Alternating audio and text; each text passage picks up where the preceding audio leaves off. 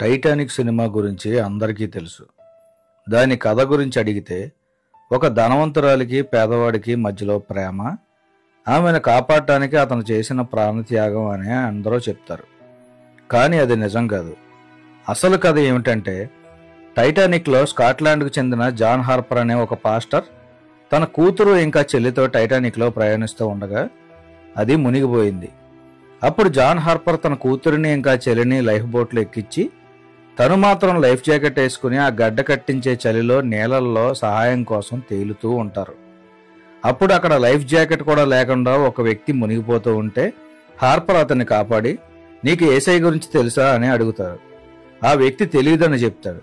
అప్పుడు హార్పర్ తన life jacket ఆ వ్యక్తికి ఇచ్చేసి క్రీస్తు ప్రేమ గురించి చెప్పినప్పుడు ఆ వ్యక్తి మారు మనసు పొందుకుంటాడు. ఆ తర్వాత హార్పర్ నీటిలో మునిగి చనిపోతారు.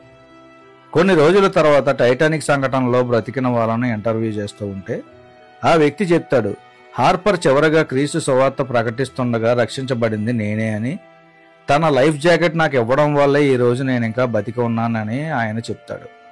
అప్పుడు అక్కడ విలేకరు ఒక ప్రశ్న అడుగుతాడు, లైఫ్ జాకెట్ లేకపోతే హార్పర్ చనిపోతాడని అతనికి తెలియదా, మీకెందుకు ఇచ్చారు అని. అంటే హార్పర్, నేను చనిపోతే నా తండ్రి దగ్గరికి వెళ్తాను, కానీ నీకు యేసు గురించి తెలియదు కాబట్టి నీకు ఇస్తున్నాను అని చెప్పి నాకు లైఫ్ జాకెట్ ఇచ్చి యేసయ్య గురించి, ఆయన ప్రేమ గురించి తెలియజేశారు అని చెప్తాడు. ఇదే టైటానిక్ ప్రేమ కథ, నిజమైన క్రీస్తు ప్రేమ కథ. ప్రతిరోజు బైబిల్ చదవండి, ఎందుకంటే అది దేవుడు మనకిచ్చిన ప్రేమ లేఖ.